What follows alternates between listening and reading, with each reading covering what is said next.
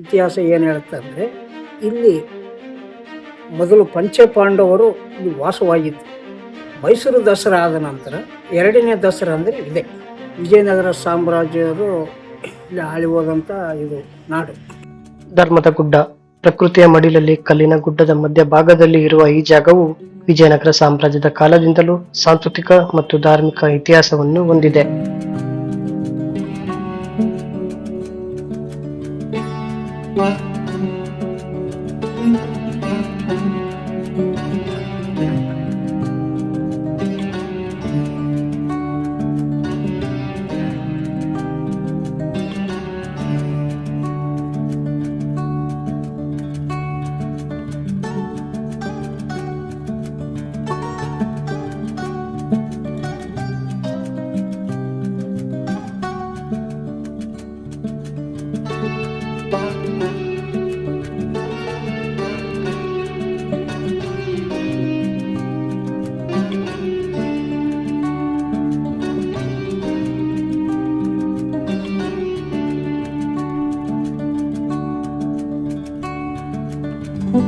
ಪುರಾಣಗಳ ಪ್ರಕಾರ ಪಾಂಡವರು ತಮ್ಮ ಅಜ್ಞಾತವಾಸದ ಸಮಯವನ್ನು ಇದೇ ಗುಡ್ಡದಲ್ಲಿ ಕಳೆದರು ಎನ್ನುವ ಮಾತುಗಳಿವೆ.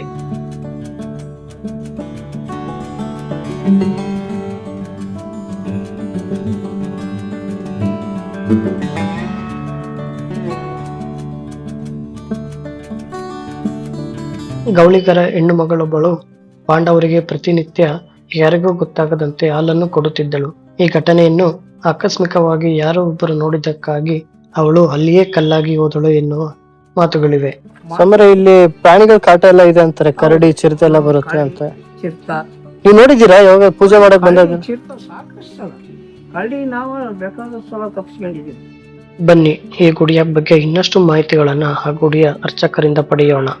ಇಲ್ಲಿ ಇತಿಹಾಸ ಏನಪ್ಪಾ ಅಂದರೆ, ಈ ರಾವಣಾಸುರ ಹಿಂದಕ್ಕೆ ಸೀತಿನ ಕದ್ಕೊಂಡು ಅಪಹರಿಸ್ಕೊಂಡು ಹೋಗ್ಬೇಕಾದ್ರೆ, ಇಲ್ಲಿದ್ದ ಸೀತಿ ಕರ್ಕೊಂಡು ಹೋಗ್ಬೇಕಾದ್ರೆ ಆ ಗುಡ್ಡದಲ್ಲಿ ಒಂದು ಇತಿಹಾಸ ತೋರಿಸ್ತೈತಿ. ಏನು ಇತಿಹಾಸ ಅಂದರೆ, ಆ ಕಡೆ ಈ ಕಡೆ ಗುಡ್ಡ ವೈಟ್ ಕಲರ್ ಇದೆ, ನಡ್ಕ ಬ್ಲ್ಯಾಕ್ ಕಲರ್ ಇದೆ. ಆ ಸೀತಿ ಸೆರಗ್ ಅಂತ ಹೇಳ್ತದ. ಎರಡು ಕಡೆ ಕಪ್ಪಗಿದೆ. ಈಗ ಇಲ್ಲೇ ನೀವು ನಿಂತು ನೋಡಿದ್ರೂ ಕಾಣುತ್ತೆ, ಕಾಣುತ್ತೆ. ಆಮೇಲೆ ಚನ್ನಬಸವಣ್ಣ, ನಿಜಲಿಂಗಮ್ಮ, ಆಲಮ್ಮ, ಬಸವಣ್ಣನ ತಂಗಿಯವರು ನಿಜಲಿಂಗಮ್ಮ, ಆಲಮ್ಮ ತಂಗಿಯವರು. ಅವರು ಇಲ್ಲಿ 2 ಕಿಲೋಮೀಟ್ರ್ ಆಲಮ್ಮನ ಗುಡಿ ಇದೆ, ಇದು ನಿಜಲಿಂಗಮ್ಮ ದೇವಸ್ಥಾನ ಇದೆ. ಆಮೇಲೆ ಇಲ್ಲಿ ಇಂದ ಗುಹೆಗಳು ಇದೆ ಅಂತ, ಭವರ ಗವಿ ಹಂಪಿವರೆಗೆ ಒಳಗಡೆ ಭವರ ಐತೆ ಅಂತ ಹೇಳ್ತದ. ನಾವೆಲ್ಲ ಒಳಗೆ ಹಿಂದ್ಗಡೆ ಗವಿಯಾಗ ಹೋಗಿದ್ದೀವಿ, ಹೋಗಕ್ಕಾಗಲ್ಲ ಮುಂದೆ ಏನಾಯ್ತು. ಈ ಗವಿ ಒಳಗಡೆ ಹೋದ್ರೆ ಹಂಪಿಗೆ ಸೇರ್ತೀವಿ, ಹಂಪಿಗೆ ಸೇರ್ತೀವಿ. ಆ ಗವಿ ಗುಹೆ ಎಲ್ಲಿ ಬರುತ್ತಂದ್ರೆ, ಪುರಂದರ ಮಠ ಏನಿದೆ ಅಲ್ಲ, ಅಲ್ಲಿ ಒಂದು ಕಿಂಡಿ ಬರುತ್ತೆ, ಅಲ್ಲಿ ದೇವರು ಒಂದು ಮೂರ್ತಿ ಇದೆ ಅಷ್ಟೇ ಕೆಳಗೆ. ಅದ್ರೊಳಗಿದ್ದ ತಡದು ಸೈನಿಕರೆಲ್ಲ ಸುರಂಗ ಮಾರ್ಗ ಹೌದೌದು. ಆಮೇಲೆ ಪಾಂಡವರು ಇಲ್ಲೆಲ್ಲ ಬಿತ್ತಿ ಬೆಳೆದಾರಂತಿ, ಬಂಡಿ ಮೇಲೆಲ್ಲ ಇವು ಏರಿಗಳು ಬಿದ್ದವು, ರೇಖೆಗಳು. ಅಲ್ಲಿ ಹಿಂದಕ್ಕೆ ಇದ್ರ ಮೇಲೆ ಬೆಳೀತಿದ್ರು ಅಂತ ಹೇಳ್ತದ. ಈ ಪಾಂಡವರು ಇಲ್ಲಿ ಬಂದಿದ್ದು ಹೇಗೆ? ಇದು ಹೇಗೆ ಬಂದ್ರು? ಇನ್ನೇನ್ ಮಾಡಿದ್ರು? ಆಕ್ಚುಲಿ ಇಲ್ಲಿ ಬಂದು ಅವ್ರು ಏನು ಮಾಡಿದ್ರು ಅಂದ್ರೆ, ಅಲ್ಲಿ ಬನ್ನಿ ಮಾಂಕಾಳಿ ಬನ್ನಿ ಮುಡಿತೀವಲ್ಲ, ಅಲ್ಲಿ ಎದುರು ಬಸವಣ್ಣ ಇದೆ. ಇಲ್ಲೊಂದು ಮಜ್ಜನ ಬಾವಿ ಅಂತ ಹೇಳಿದೆ, ಹಳೆ ಕಾಲದ ಬಾವಿ. ಆ ಬಾವಿಯಲ್ಲಿ ತಂದು ಈತನ ಪೂಜೆ ನೀರು ಅವನೇ ತರ್ತೀವಿ.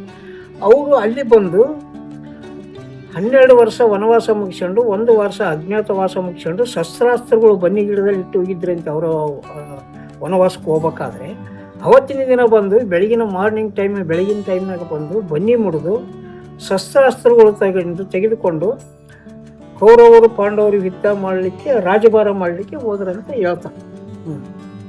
ಅದು ಇತಿಹಾಸ ಪುರಾಣ ಹೇಳ್ಕೊಂಡು ಬರ್ತೈತಿ. ಮೊದಲು ಬಸವಣ್ಣ ಬಂದು ಉದ್ಭವ ಬಸವಣ್ಣ ಅಂತ ಹೇಳ್ತಾರೆ. ಆ ಬಸವಣ್ಣ ಉದ್ಭವ ಆಗಿದ್ದೆ ಇವು ಅಕ್ಕಪಕ್ಕ ಇರ್ತಕ್ಕಂಥ ಶಿಲ್ಪಿಗಳನ್ನ ಜಕಣಾಚಾರಿ ಕಾಲದಾಗ ಅವೆಲ್ಲ ಮಾಡಿಟ್ಟು ಮೂರ್ತಿಗಳು ಅಂತ ಹೇಳ್ತಾರೆ. ಬಸವಣ್ಣ ಮಧ್ಯದಲ್ಲಿ ಕುಂತಿದ್ದ. ಹಿಂಗ ಬಸವಣ್ಣನ ಬಲಗಡೆ ಭಾಗದಲ್ಲಿ ನಾಗಪ್ಪ ಇಡೀ ಇರ್ತಕ್ಕಂಥ ನಾಗಪ್ಪನ ಪಕ್ಕಕ್ಕೆ ಪರಮಾತ್ಮ ಅಂದರೆ ಈಶ್ವರ ಈಶ್ವರನ ಪಕ್ಕಕ್ಕೆ ಗಣಪ, ಗಣೇಶನ ಭಾಗದಲ್ಲಿ ಬಸವಣ್ಣನ ಪಕ್ಕಕ್ಕೆ ವೀರಭದ್ರನ ಪಕ್ಕಕ್ಕೆ ಕೆಳಗಡೆ ಮೂರ್ತಿ ಸಣ್ಣದೊಂದಿಷ್ಟು ಮೂರ್ತಿ ಇದೆ, ಬ್ರಹ್ಮ ಮೂರ್ತಿ ಅಂತ ಹೇಳ್ತಾರೆ. ಆಮೇಲೆ ಇನ್ನೊಂದು ಪಕ್ಕಕ್ಕೆ ಅಯ್ಯಪ್ಪ ಮೂರ್ತಿ ಅಂದರೆ ಸಣ್ಮುಖ, ಮುರುಗನ್.